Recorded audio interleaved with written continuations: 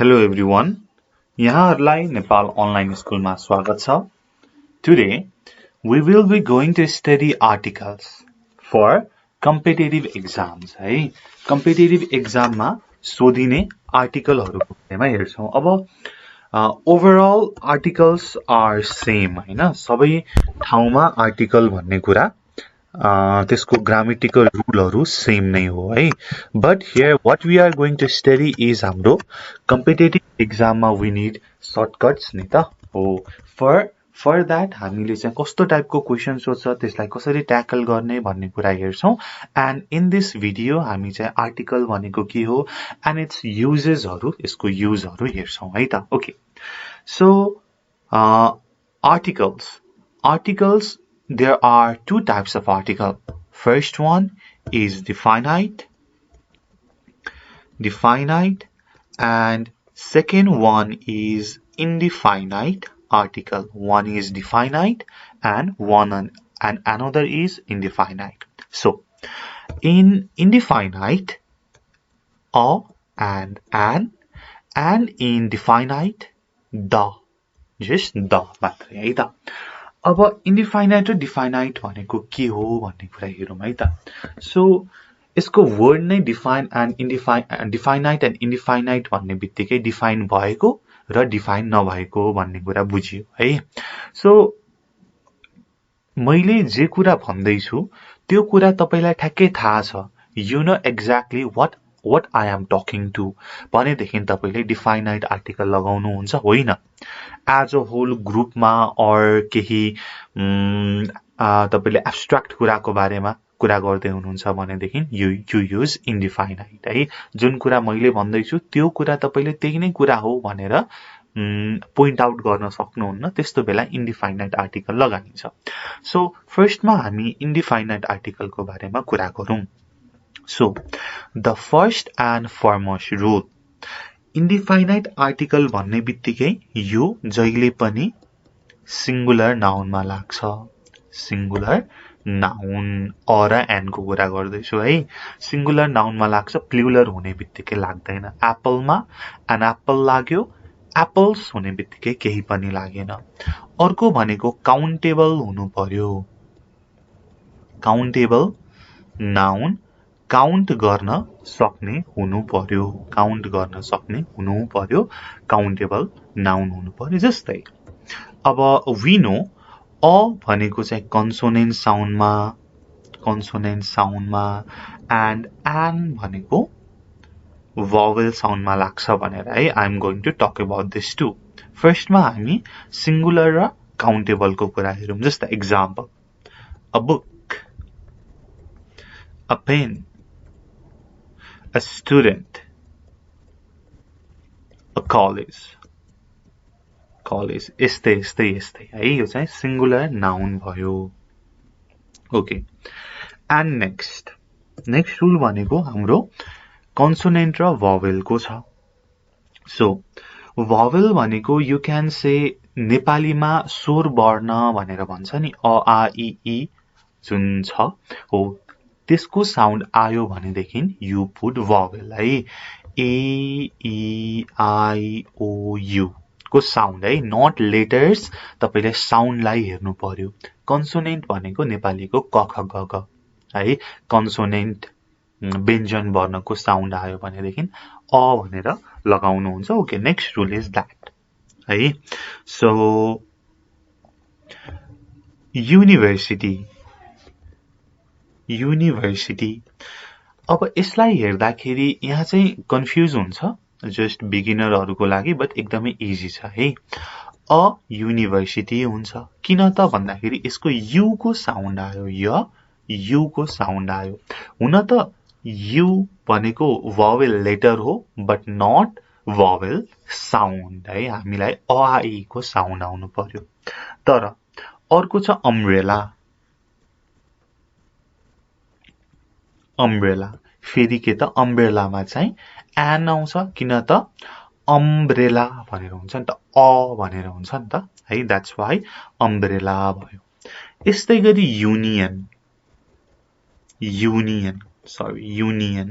Union भन्दाखेरि you आयो That's why a union भनेर भयो. Similarly, useful.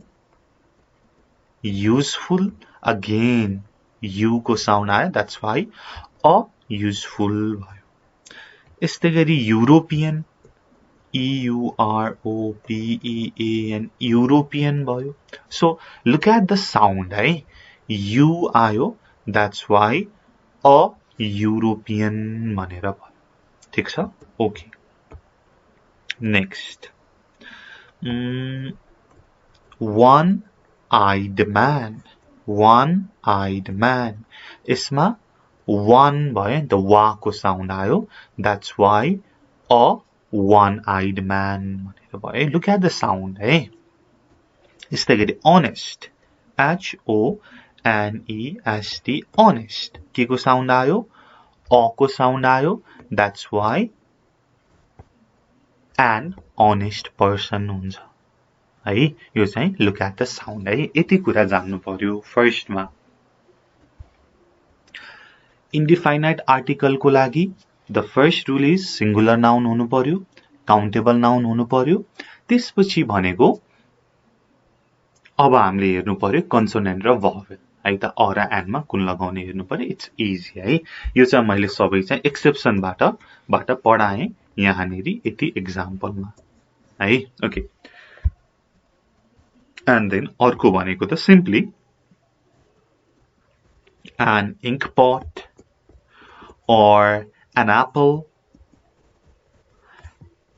an egg भनेर भयो. an egg भयो, है. सबैमा ink pot, apple, egg जुन चाहिँ हाम्रो vowel sound भयो. That's why an लाग्यो. ठीक छ? Okay. So an honest को कुरा गर्दै गर्दाखेरि an hour यो यसको sound के त? आ हो नि त. hour भनेर भयो. आ. That's why an hour. यस्तै गरी honorable, HONOURABLE, honorable, an honorable भयो. अ को sound आयो. an honorable भयो, है त. यस्तै गरी an अरु कुन बेला लाग्छ भन्दाखेरि इन short forms, है, abbreviationहरुमा लाग्छ.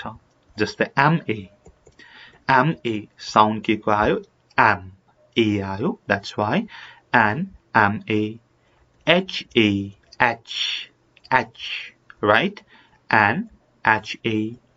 MBBS M, right? यो E को sound आयो. That's why an MBBS भनेर भयो.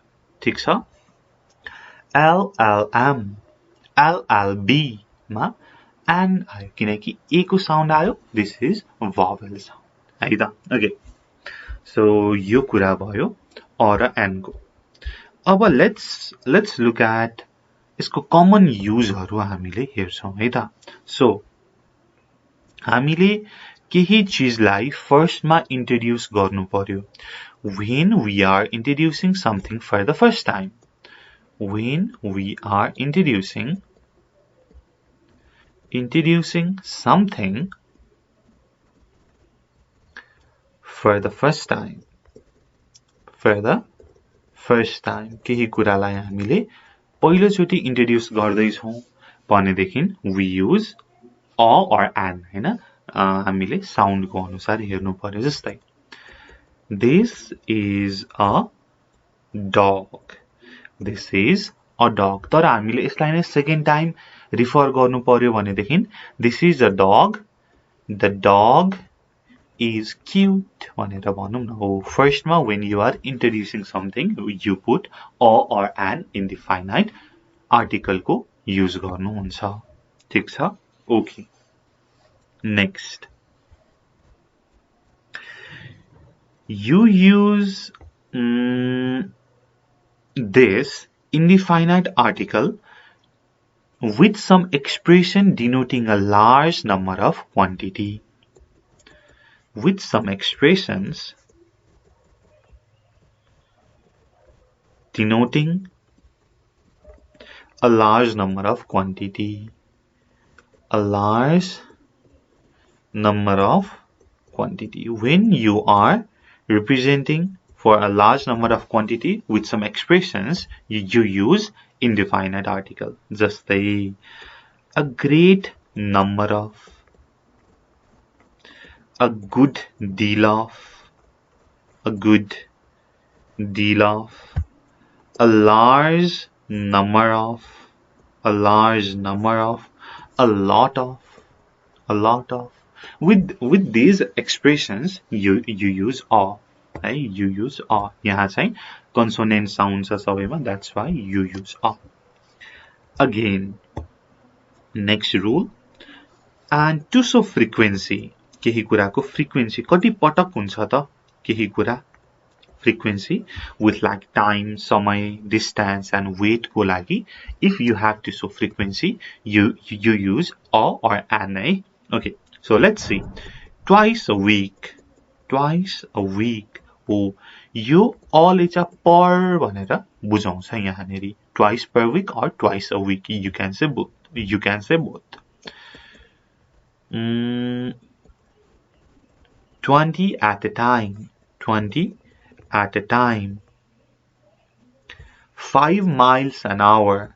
5 miles an hour. यस्तै है.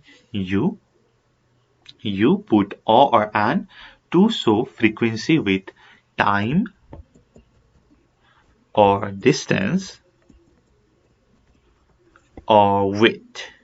यति कुराको लागि you use this indefinite article. ठीक छ? Okay. Next one. So these are some rules, है त. अरु रुलहरु पनि छ which we are going to talk when we will do यसको exercise, है. यसको exercise गर्दाखेरि we will talk more about these rules. अहिलेको लागि के थाहा पाउनु पर्यो त भन्दाखेरि indefinite article singular noun, त्यसपछि countable noun हुनु पर्यो, त्यसपछि vowel sound आयो भने an, consonant आयो भने a भनेर राख्ने. ल, यति कुरा भयो, है. अब next. Next, definite article. Definite article. Okay. अब definite article कुन बेला use गर्ने त भन्ने कुरा आउँछ. Definite article भन्ने बित्तिकै the भन्ने कुरा भयो. And when you use the, कहिले त भन्दाखेरि you use the to denote a particular person or in repetition. है, केही एउटा particular person or particular thing, केही एउटा particular thing or particular person लाई represent गर्नु पर्यो भने you use definite article, है त. So अघिको कुरा हेरौँ है. अघिकै I have a dog, or अघिकै example दिएको थिए. I have a dog. The dog is black. The dog is black. Particular thing or in repetition. Or in repetition. केही कुरा repeat गर्नु पर्यो भनेदेखि you can use this, है त. The dog is black. Okay. So this is the first rule.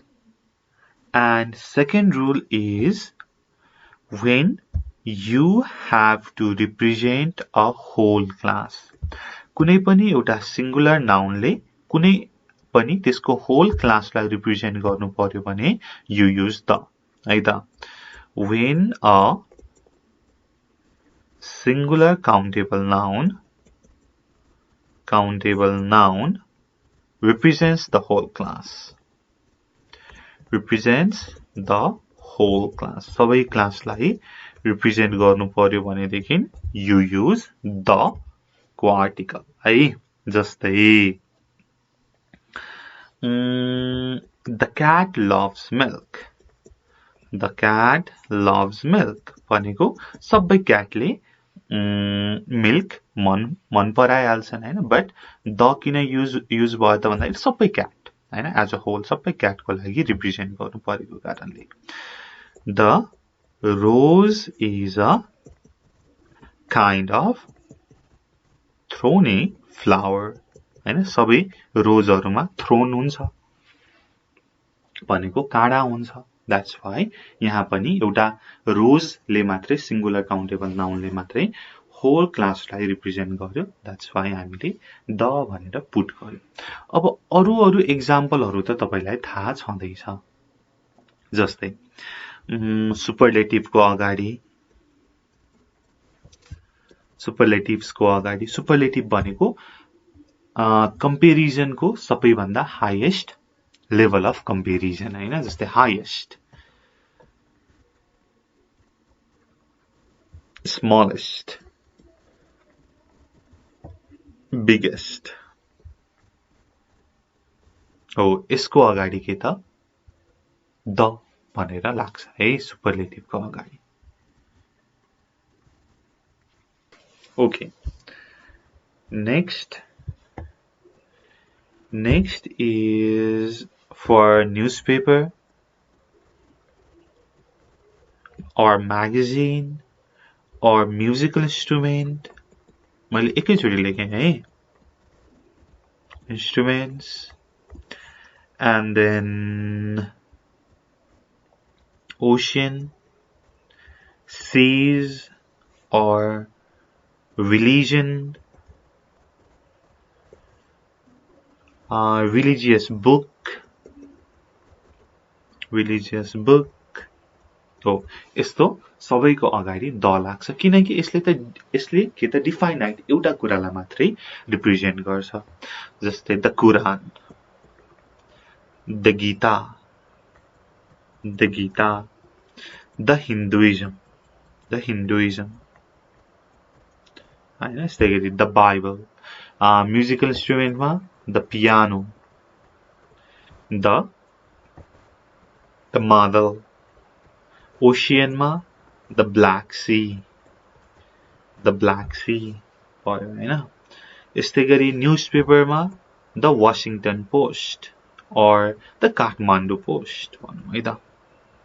The Kathmandu post भन्ने कुरा भन्यो. Okay, so these are the uses of article. हामीले article लाई यसरी युज गर्न सक्छौं है. Okay, so हामी नेक्स्ट भिडियोमा यसको के त एक्सरसाइज गर्छौं. त्यसपछि एक्सरसाइज सँगसँगै यसको मोर रुलहरु पनि हामी त्यही एक्सरसाइजमा हेर्छौं है त. So we have to learn by doing. हामीले गर्दै गर्दै सिक्नु पर्यो नि त है.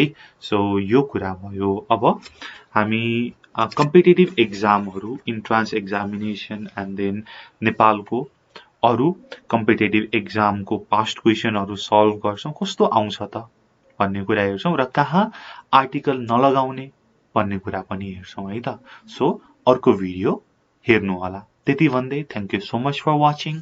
Until next time, good bye, keep learning. जय चन्द्र सूर्य. पीस.